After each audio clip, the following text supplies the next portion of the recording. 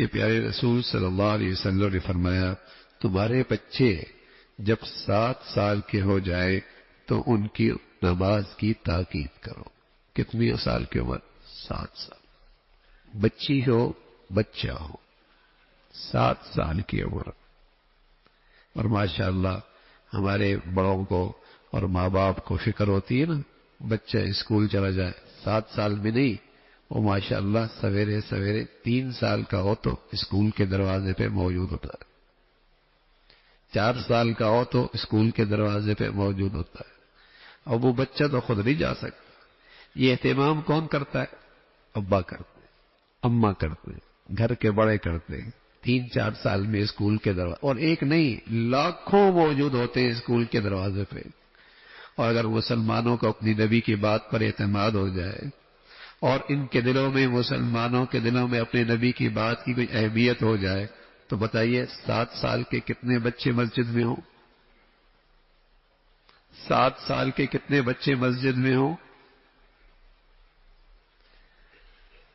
اگر مسلمانوں کو اپنی نبی کی بات کا لحاظ ہو اور اس کی کوئی اہمیت ہو تو بتائیے کتنے بچے مسلمانوں کے سویرے سویرے مسجدوں میں ہوں.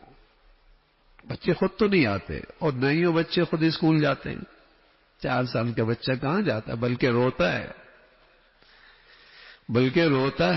لیکن ماں باپ کا اہتمام ہوتا ہے. لاکھوں بچے 3 سال کے، 4 سال کے، 5 سال کے، 6 سال کے اسکول کے دروازوں پہ ہوتے.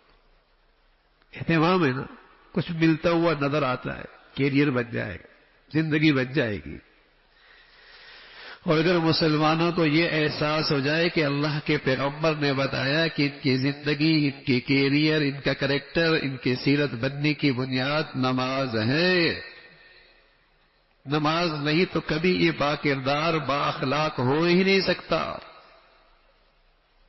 اس کی سیرت سازی کی بنیاد نماز سے ہے. تبھی تو کہا 7 سال کی عمر میں نماز فرض نہیں ہے.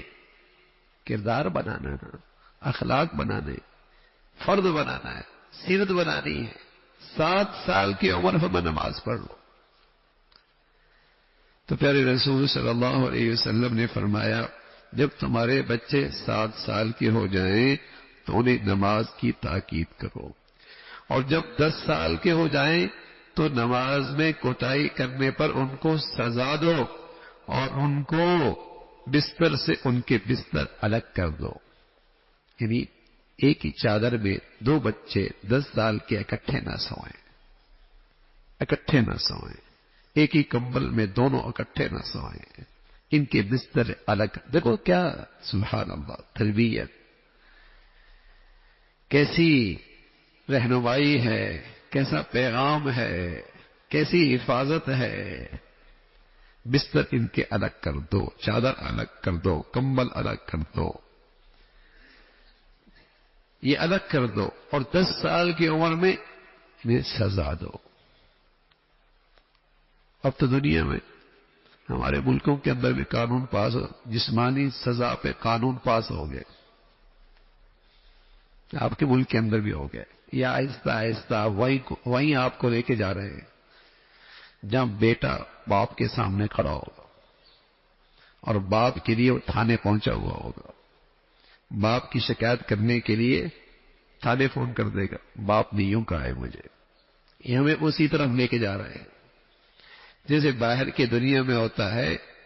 بیٹے کو باپ کچھ نہیں کہہ سکتا، ماں بیٹی کو کچھ نہیں کہہ سکتی. کچھ کہے گی تو وہ تھانے رپورٹ کر دیتی، بلکہ کہنے سے پہلے اولاد دھمکی دیتی، تھانے بتا دوں گا. یہ بدبخت بد نصیب لوگ مسلمانوں سے ان کی ساری قدریں چھیننا چاہتے ہیں.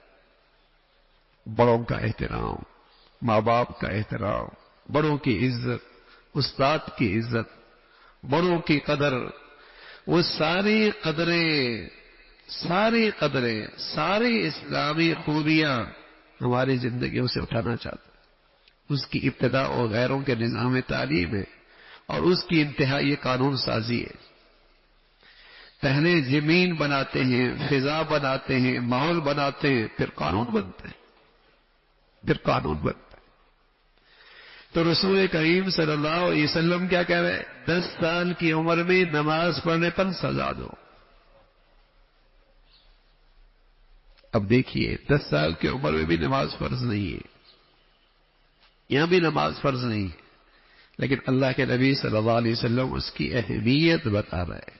استاد کے مار شفقت باپ بیٹے کو مارتا ہے ظاہر ہے، لیکن اس کے پیچھے خیر خواہی ہوتی ہے، اس کے پیچھے اندر کا درد ہوتا ہے. ایک باپ ہی ایسا ہوتا ہے جو بیٹے کے بارے میں یہ خیال رکھتا ہے کہ یہ بیٹا مجھ سے بھی آگے نکل جائے. اتنی خیر خواہی کہیں نہیں ملے گی. ایک باپ ہی ایسا ہوتا ہے جو چاہتا ہے کہ میرا بیٹا مجھ سے بھی آگے نکل جائے. یہ خیر خواہی اور کہیں نہیں ملے گی. تو باپ کے مار کے پیچھے خیر خواہی ہوتی ہے، دل کا درد ہوتا ہے، اندر کی تکلیف ہوتی ہے، اندر کی محبت ہوتی ہے. تو اس پر رسول کریم صلی اللہ علیہ وسلم نے فرمایا جب 10 سال کا ہو جائے تو اسے سزا دو. یہ کردار سازی ہے، یہ اصلاح ہے، یہ تربیت ہے،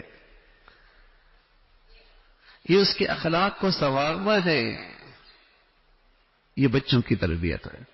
تو ایسا ماں باپ اولاد کے لیے بہت بڑے محسن ہیں، بہت بڑے محسن ہیں، بہت بڑے خیر خواہ ہیں. اور اولاد اللہ کی طرف سے ایک نعمت ہے.